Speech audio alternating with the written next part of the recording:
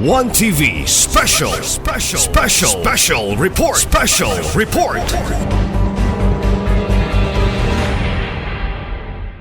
Thank you, Honorable Chair. On number 2, Messages and Communications, letter dated November 5, 2025 from the Office of City Administrator regarding the police battery report, dated November 2, 2025, upon alleged stabbing incident that occurred in Barangay Manaka, Ozamiz City, involving one Casimiro Madila Kabasag, Barangay Kagawad of Manaka, identified as a silent, and Elmer Aganisola, resident of the same barangay, identified as the victim. While we recognize that the assailant is Barangay Kagawad of Manaka, and criminal case can be filed, and also pwede po i-file ang admin case. But as of this time, my committee on laws did not receive any complaint from anybody against the Barangay Kagawad. So in the meantime, this letter, our city administrator, with the attached police matter, is duly noted in the record City Council Officer. For item number 2, manifested by the Honorable Majority Floor Leader that this will just be ato sa Office of the City Council, Secretary. Thank you, Honorable Sir. This number 2, supposed to be this number 3. Typographical error. Letter dated number 11, 2025, address to the Office City Mayor regarding the complaint upon ng Barangay Amado Ismaol Sr. o Barangay Laman against Barangay Kagawad Rohim Lim for the grave incident of misconduct and subordination and disrespect. This letter is addressed to the City Mayor, to the DLG, and we are aware that the City Mayor has supervisory authority over all barangay officials and by council of some city, and the DLG also has authority, supervisory, and oversight power over the LGUs like the barangays, Barangay Laman. Honorable Sir, so we do not interpret the intentions and motives of Punong Barangay Amado Isbaol Sr. o Barangay Laman in his letter complaint, because he is addressing it to the City Mayor, to the DLG. He is not addressing it to the City Council, whereby we could have invoked our authority under the Local Government Code. City Council, for everybody's information, could only act on a complaint if the complaint is verified and under oath and has a certification of non-forum stopping. If we can find this a complaint, if any, to be sufficient informed substance, then we can admit it and continue in accordance with due course of law, pursuant to the provisions of the Local Government Code. But in the meantime, since the letter is addressed to the Mayor and DLG, I recommend that this letter be journaled to the record City Council Officer. For item number 2, manifested by the Honorable Majority Floor Leader that this will just be duly noted. Thank you, Mr. This number 3 and number 4 are supposed to be number 4 and number 5. Barangay audit reports o Barangay Gutukandiot ang Lobang up to December 31, 2024. Also, audit report of San Antonio from January 1, 2023 to December 31, 2024. These two audit reports, I urge my colleagues to review this. If you might find something which deserves our action. In the meantime, I recommend that these two audit reports of COAC be duly noted and record City Council Officer. For items number 3 and 4, manifested by the Honorable Majority Floor Leader that this be just duly noted. Thank you, Officer. Item number 5, General Fund, supposed to be number 6. Trial balance are various financial statements, cash flows, which Bonnie was record are available at the office of Secretary Singunian upon demand of any member of the body. In the meantime, I recommend that this should be journeyed and record City Council Officer. Okay, item number 5, presented by the Honorable Majority Floor Leader that this be just duly noted. Thank you, Officer. There are no committee reports submitted. And item number 8, we proceed to number 9, letter C. Ang assigned business whereby we have 9 appointations. The 2 requests were the approved and second reading. The CDC resolutions which are urgent and can be prepared now by our staff while we are having our session ongoing. So, 9 remaining appointations I start with the first. A resolution approving the conduct of the ground trotting for artificial intelligence for scenes of agriculture and fisheries project in various barangays in Ozamiz City on 19 to 27 November 2025 by the Philippine Statistics Authority. With the kind indulgence of the Chairman of the Committee on Fisheries, I yield to Chairman of the Committee on Agriculture, Honorable Sanyo Aminal Jr. to introduce and recommendation on this item. Honorable Sanyo Aminal. Sanyo Aminal. Thank you, Madam Chair. Thank you, Majority Floor Leader. Good afternoon, everyone. This sample presentation would like to move a resolution approving the conduct of the ground trotting for artificial intelligence for census of agriculture and fisheries project in various barangays in Ozamiz City on 19 to 27 November 2025 by the Philippine Statistics Authority be approved on first reading, Madam Chair, with reservation on joint motion. Move for first reading with reservations. Motion approved. Thank you, Madam Chair. Considering the urgency and in the spirit of public service, may I therefore move that the same be approved on second and final reading, waiving the internal rules of this Sanggunian.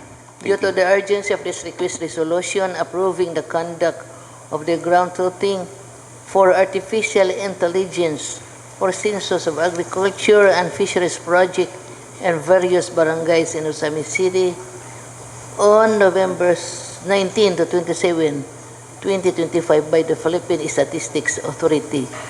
Move for its approval on the second and final reading, waiving the internal rules. Thank you, Honorable Chair. Appointation number 2, resolution approving the conduct of the November Labor Force Survey from 19 November 2025 and 7 December 2025 in various barangays in Ozamiz City by the Philippine Statistics Authority, which include Barangay Maintining, Barangay Kalangan, Barangay Embargo, Barangay Kalabayan, and Barangay Labo. And I yield to Chairman of the Committee on Labor, Honorable Saulo Salvador, to introduce and recommend action on this item, Honorable Chair. The Honorable Saulo Salvador is now recognized by the Chair for the appropriate motion, please. Thank you, Mr. Majority Floor Leader. Thank you, Madam Chair. I move to pass a resolution approving the conduct of the November Labor Force Survey from 19 of November 2025 until December 7, 2025 in various barangays in Ozamiz City by the Philippine Statistics Authority on first reading with reservation. Thank you, Madam Chair. Move for first reading with reservations. Motion approved.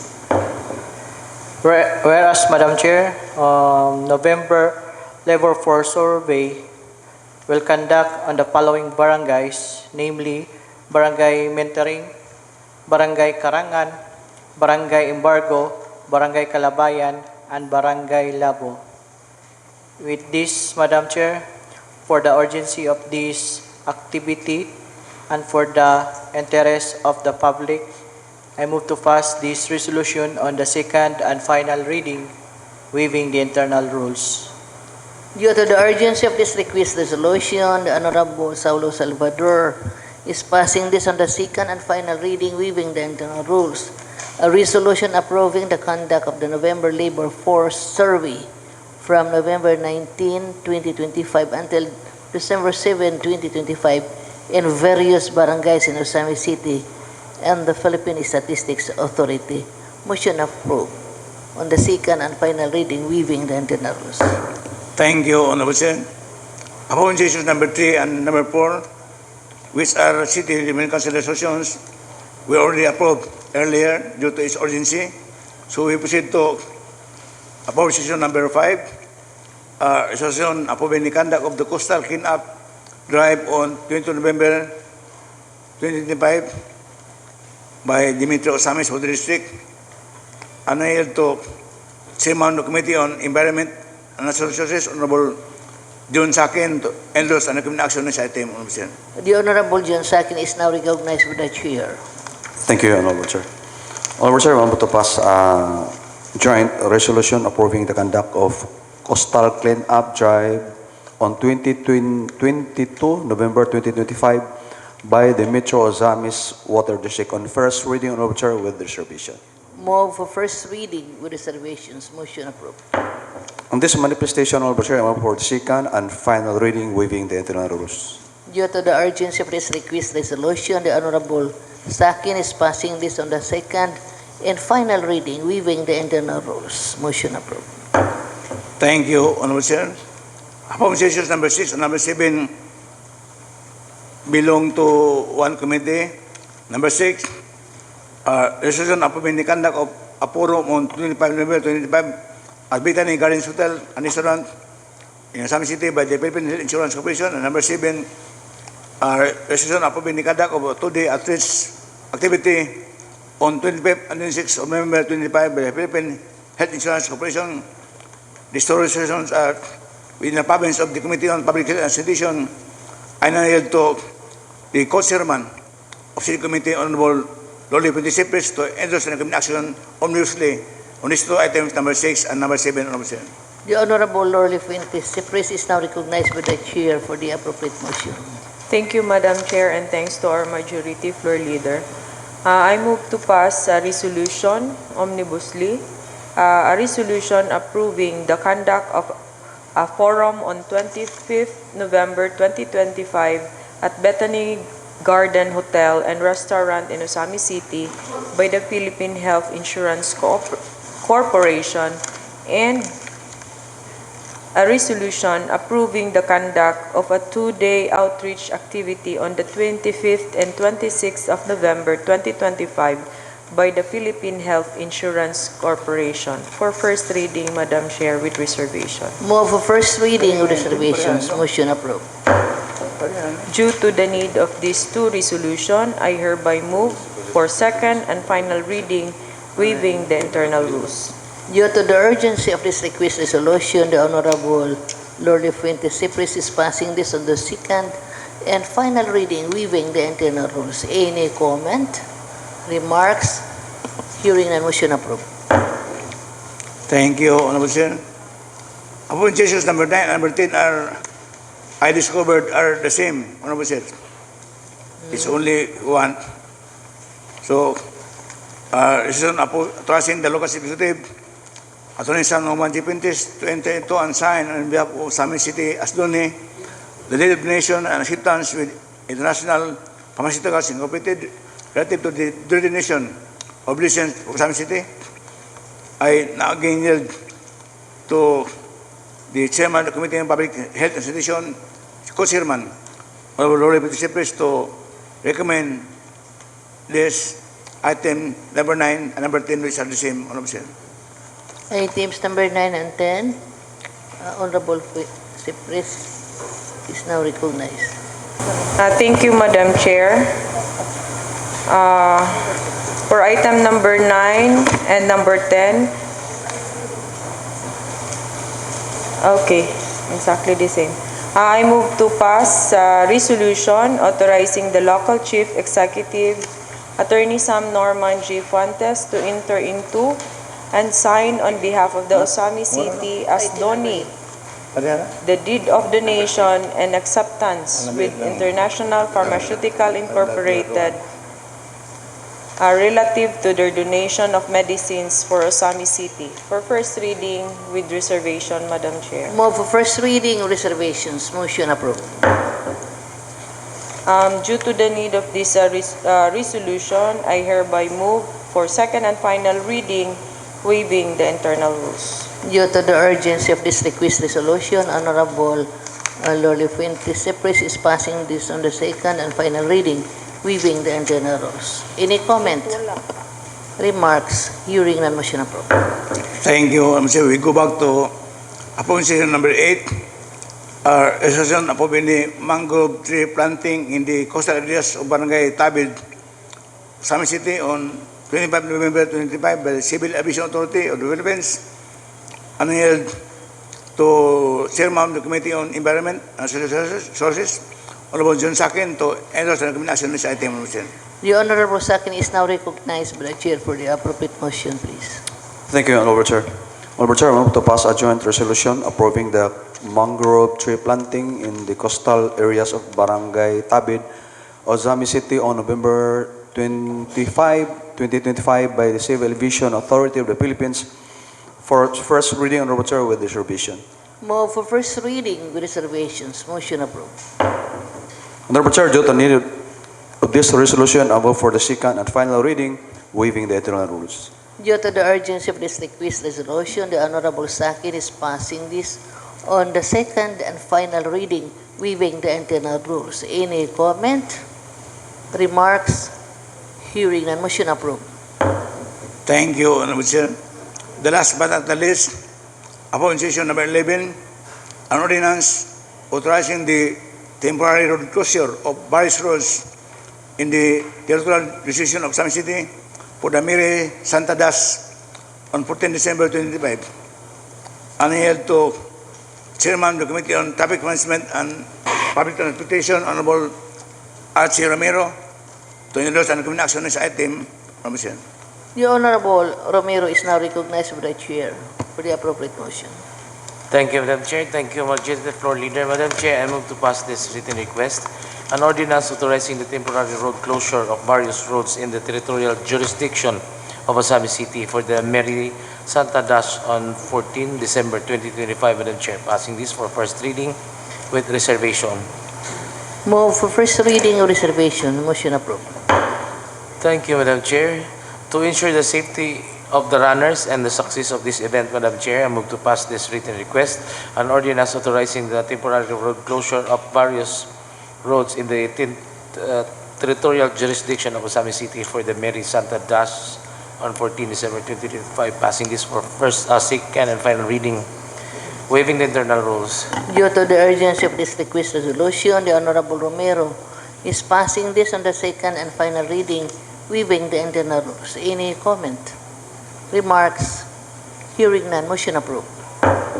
Thank you, Honorable Chair. There are no pending matters on my table under item number 10, message for third reading. Hence, at this juncture, we have the privilege and pleasure to hear matters from our former liaison officer of the PCL, Honorable DINKY. Honorable Chair. The Honorable SUIZO is now recognized by the Chair for the appropriate, for any announcement. Thank you very much, Madam Chair. For PCL matters, since our PCL chapter representative is on official duty, this is just to remind that our cash advances for our upcoming year-end PCL year-end quarter meeting will be this December 1 at Lapu-Lapu City, and our cash advances is on its way. It's already on the office of the mayor for the issuance of our checks, and as soon as it is already issued, we are reminding them to have our registration fee be paid for the early payment of the registration fee. Thank you, Madam Chair. Just make the necessary follow-up so that you can already have did, an Madam early Chair. registration. Okay, noted, Madam Chair. That would be on December 1 to 3, no? Lapu-Lapu. Okay. Thank you, Honorable Chair. At this point of time, May we have the pleasure and privilege to hear on SK matters from Honorable John Pedro Lungsod, Honorable Chair. Honorable Dway Lungsod is now recognized. For SK matters, none at this moment, Madam Chair. Thank you, Madam Chair and Majority Floor Leader. Thank you, Honorable Chair. May we also have the pleasure and privilege to hear on ABC matters from Honorable John Carlo Morleon, Honorable Chair. Honorable Giancarlo Moraleon, you are now recognized with the chair for some ABC matters. Thank you, Madam Chair, for ABC matters. None, Madam Chair. Okay, noted. Thank you, Honorable Chair. At this juncture, may we have a pleasure and privilege to hear on matters concerning the indigenous people from Honorable DINKY, Honorable Chair. The Honorable DINKY SUIZO is now recognized. For indigenous matters, Madam Chair, this is just to inform this august body that Press Kusina has already made its soft opening last Saturday, November 15, because they were already given provisional pending the business permit to operate. I think it is important for me to say that finally they are now operating as a restaurant in our ancestral domain Kusina. of the Subanan. Thank you very much. Okay, thank you, Honorable SUIZO. Noted. Thank you, Honorable Chair. Before I proceed to the final item, number 15, we will give the floor to Honorable Sunny Waminal Jr. for some manifestations, Honorable Chair. Honorable Waminal, you are now recognized by the chair. After Honorable Waminal, I may have some announcement. Thank you, Madam Chair. Thank you, Majority Floor Leader. I would like to share an update regarding the meeting we held on November 11 at 9 a.m., which was attended by our City Legal Office team, the City Agriculture Office, and representatives from the Philippine Center for Post-Harvest Development and Mechanism, PhilMic, Engineer Edgar B. Tista, and Engineer John Ray Liabana. The main focus of the meeting, Madam Chair, was the presentation of the proposed post-harvest facility project, an initiative that, in my view, carries tremendous potential for our city and especially for our farming communities. The project is designed to boost agricultural productivity, reduce post-harvest losses, and introduce modern technologies for drying and storage. It has an estimated cost of 20 million. That includes the construction of a warehouse and the installation of advanced drying technologies. This is a single-phase project intended to deliver a complete and functional post-harvest facility once implemented.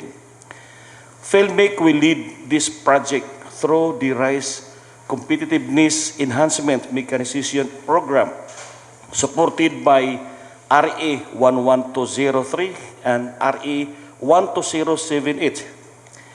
This program is one of the government's ways of helping farmers gain access to modern equipment and better post-harvest systems, which can make a real difference in their productivity and income. One of the key requirements discussed was the need for a 2,000 square meter government-owned lot for the project, and I'm glad to share that this concern has already been resolved and was approved by our city mayor, Mayor Sam Norman Fuentes. It was determined that the facility will be constructed in Barangay Embargo, where a 4,000 square meter area has been identified. The cost is 600 pesos per square meter, totaling to 2.4 million. This site meets the ideal conditions, close to the farmlands, accessible from the road, yet still safely distanced from residential areas.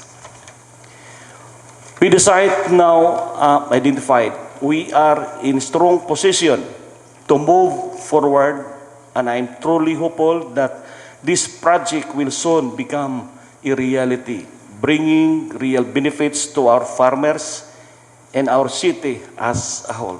Thank you very much, Madam Chair. Thank you very much, Honorable Waminal, for your vital information. Is there any reactions regarding the report of Honorable Waminal na may mga pangutana or some? I guess there's none, Honorable Chair. I yield to other announcements from Yes. the Honorable Chair. Yes, thank you, Honorable Majority Floor Leader. Please allow me. I would like to gently remind everyone that on November 20, 2025, that is on Thursday, karong Thursday, we will be the one hosting our bi-monthly meeting of the Vice Mayor's League of the Philippines, Misamis Occidental Chapter. And in line with this, I am inviting all our honorable councilors to join us for the lunch on that same day. Walay mo absent, kaya mo absent, multahan. Bitoy. Okay. This will be also a great opportunity for you to meet and engage with our fellow vice mayors from the different municipalities and cities of the province. Your presence will be greatly appreciated as we welcome them here in Ozamiz City. So that would be on November 20, Thursday. So you have all the chance to encounter all the vice mayor of Misamis Occidental because we will be the one hosting the Vice Mayor's League in the province. Ay mo kalimutan, that would be on November 20th, Thursday. Karong Thursday na. Tuesday, maron, Wednesday, so Thursday. So that would be a date to all of us. Please do not forget. November 20, we'll be having our Vice Mayor's League, and we are the host. And you are all invited to join us for a lunch. Okay, thank you, Honorable Majority Floor Leader. Thank you also, Honorable Chair, for the lunch invitation. If the committee members will join the lunch, so after that we could have a public hearing on the two issues with questions at your conference office, Honorable Chair. Okay, okay. Noted. Noted by the chair your manifestation, Honorable Majority Floor Leader. Any other concern? I guess there is silence now in the session hall, Honorable Chair. I am now inclined to proceed with my last task. I move to adjourn the legal session, Honorable Chair. Session is adjourned. Thank you so much of your participation, attendance.